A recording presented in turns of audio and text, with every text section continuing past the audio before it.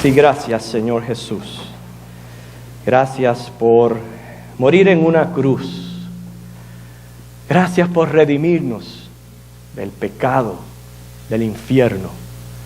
Gracias por la fe, por el conocimiento de la verdad del Evangelio, que ahora, Señor, pedimos que transmitas a nuestros corazones y las reafirmes, Señor, en cada una de las vidas aquí presentes. Lo pedimos en Cristo. Amén. Estamos celebrando el día más glorioso del cristianismo, cuando Jesús resucitó de los muertos. ¿Por qué celebramos? Porque su resurrección es la garantía de la nuestra. Él obtuvo la victoria total y definitiva sobre el poder de la muerte. Les invito a que busquemos un pasaje en la Biblia que se encuentra en Primera de Corintios, capítulo 15. Primera de Corintios, capítulo 15.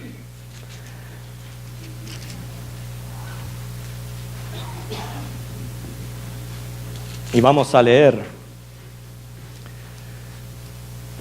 los versículos del 51 al 58.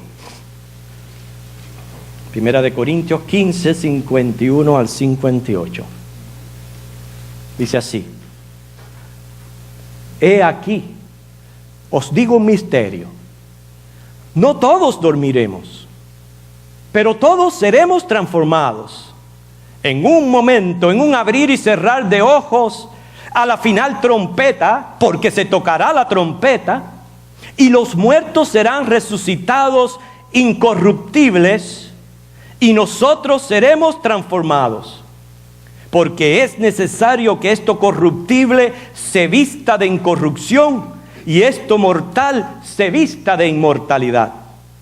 Y cuando esto corruptible se haya vestido de incorrupción, y esto mortal se haya vestido de inmortalidad, entonces se cumplirá la palabra que está escrita: sorbida es la muerte en victoria. ¿Dónde está, oh muerte, tu aguijón? ¿Dónde, oh sepulcro, tu victoria?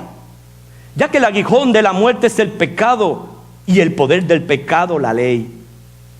Mas gracias sean dadas a Dios, que nos da la victoria por medio de nuestro Señor Jesucristo. Así que, hermanos míos amados, estad firmes y constantes, creciendo en la obra del Señor siempre, sabiendo que vuestro trabajo en el Señor no es en vano.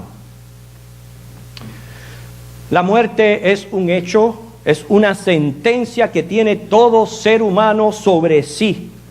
Nadie la puede impedir, nadie la puede detener. Y por eso yo pregunto: en el momento que te vayas de este mundo, ¿qué sucederá? ¿A dónde vas? ¿Y en qué basas tu afirmación? A través del mensaje hoy vamos a ver el papel tan importante que tiene la fe para uno vivir confiados en un destino seguro más allá de la muerte. Fíjense que en la Biblia hay 3 declaraciones que requieren una respuesta de fe por parte de cada uno de nosotros. 3 declaraciones. 2 de ellas la hizo Dios. Una de ellas la hizo el diablo. ¿Sabía usted que estas declaraciones forman la base original y fundamental de todas las religiones que existen en el mundo? Pues vamos a ver esa primera declaración. La hace Dios. En el huerto del Edén, allí Dios le habló al hombre. Le dio una ley e hizo una declaración testimonial. Y quiero que la leamos. Génesis, el capítulo 2, versículos 16 y 17. Génesis 2, 16 y 17.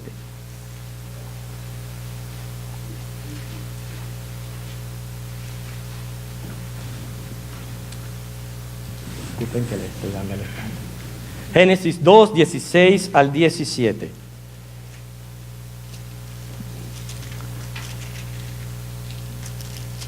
Dice así: y mandó Jehová Dios al hombre diciendo: de todo árbol del huerto podrás comer, mas del árbol de la ciencia del bien y del mal no comerás, porque el día que de él comieres, ciertamente morirás. Fíjense, ciertamente morirás el día que comas de ese árbol. Esa fue la declaración que hizo Dios. Es interesante cómo el hombre la procesó a medias, porque si vamos al capítulo 3, los versículos del 1 al 3,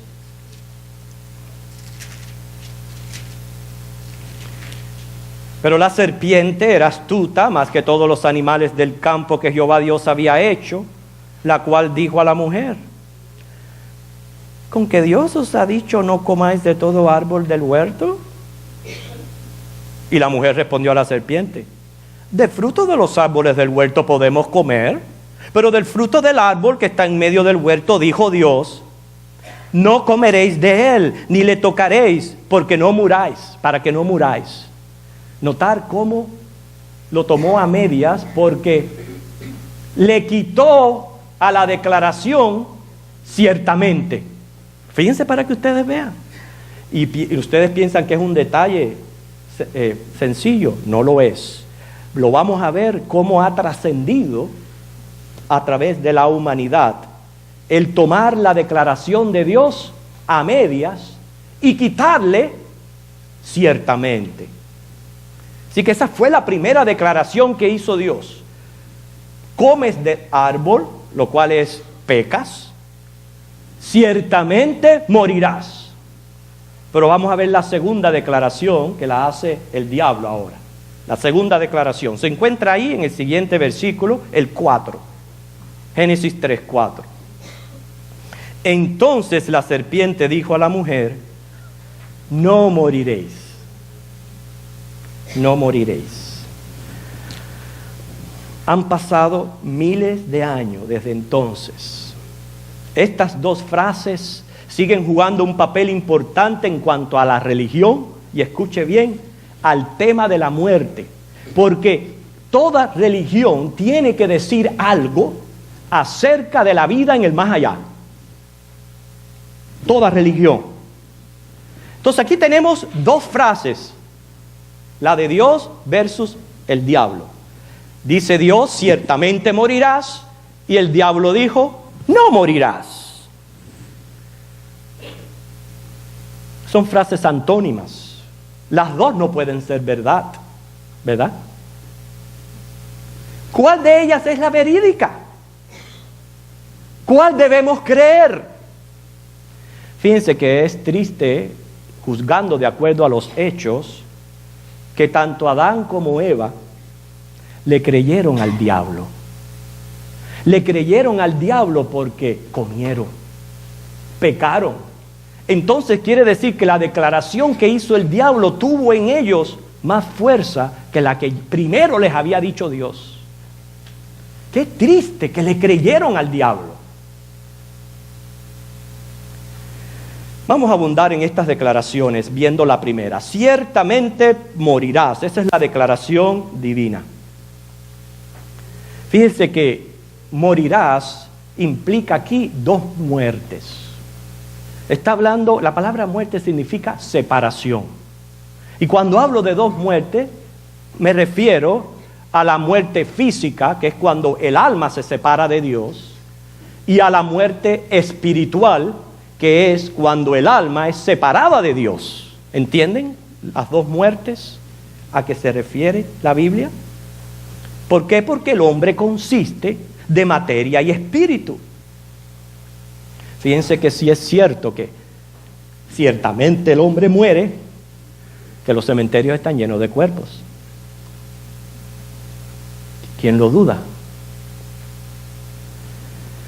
La mayoría de las personas creen en la existencia de la vida espiritual, pero no vienen a la Biblia para adquirir consejo y prepararse para ese momento. La Biblia dice en Romanos 6:23, la paga del pecado es muerte.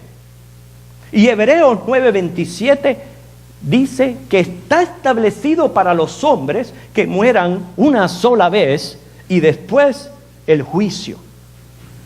Apocalipsis 26 presenta la realidad de una segunda muerte. Repito, es la separación del alma de Dios en el infierno.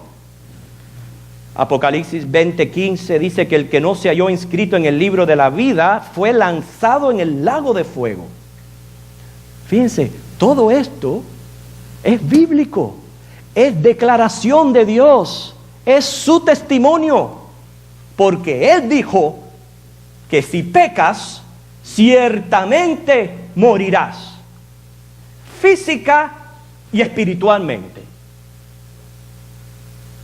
Veamos ahora la frase del diablo, no morirás.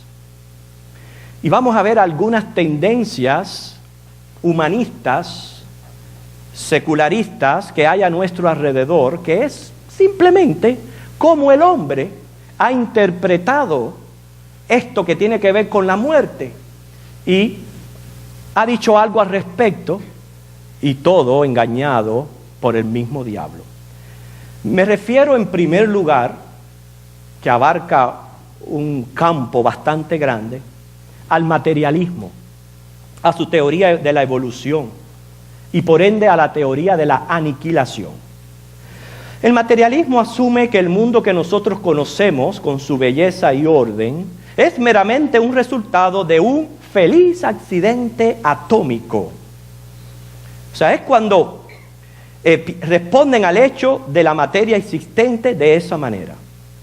Cuando se refieren a la personalidad, que no es materia, dicen, todas las necesidades comprendidas bajo el nombre de actividades del alma son solo funciones de la sustancia del cerebro, de la química, del sistema nervioso. En otras palabras, sin fósforo no hay pensamiento.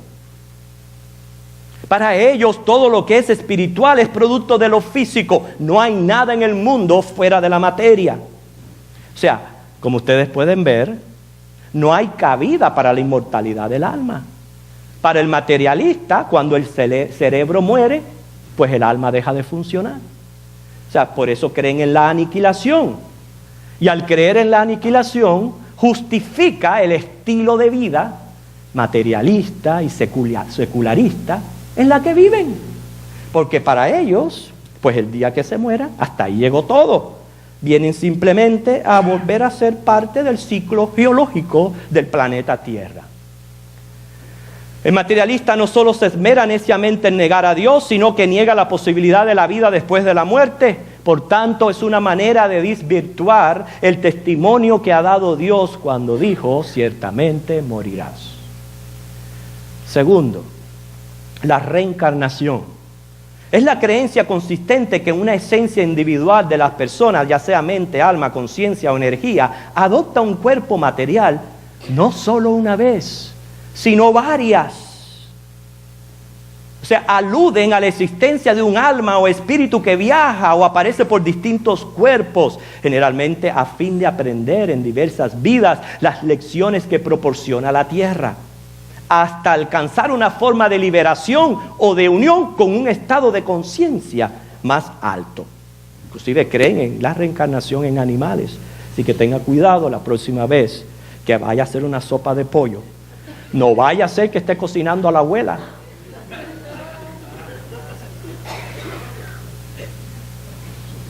Quiero decirle,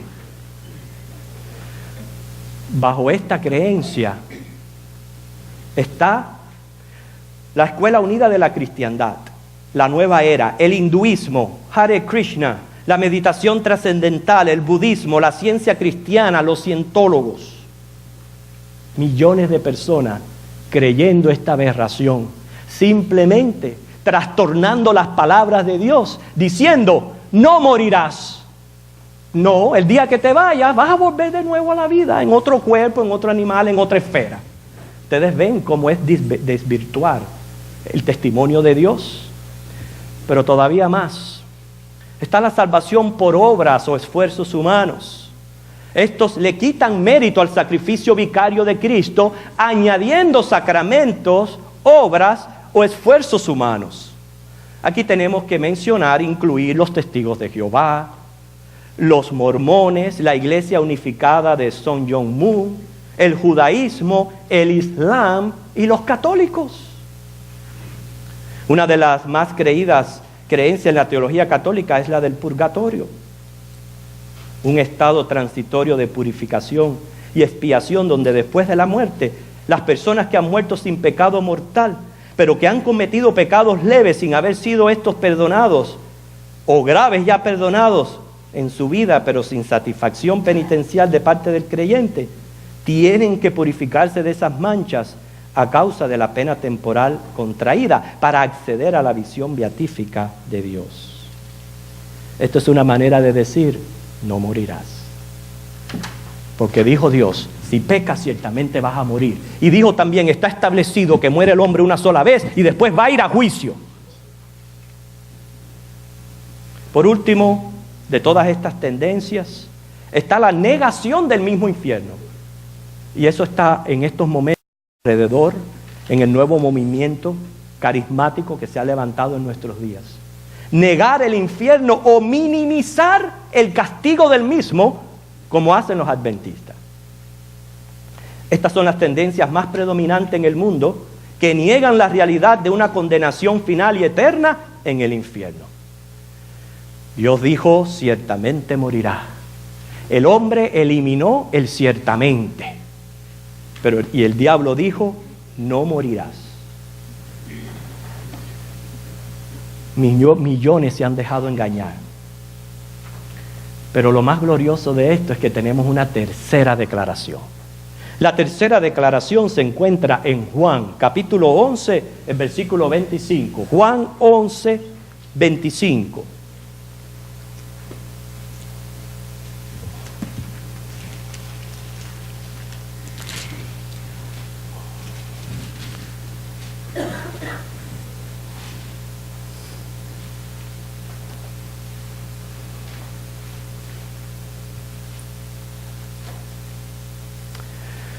Tengo que alegrarme al leer esto.